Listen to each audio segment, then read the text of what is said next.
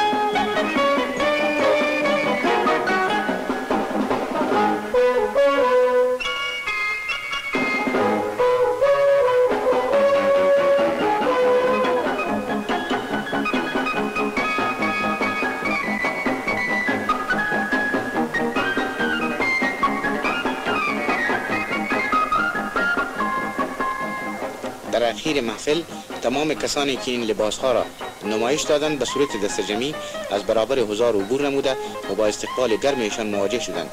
ترتیب این محفل یک قدم دیگر در راه امور خیریه از طرف انجمن میرمن‌های رضاکار به شمار می رود.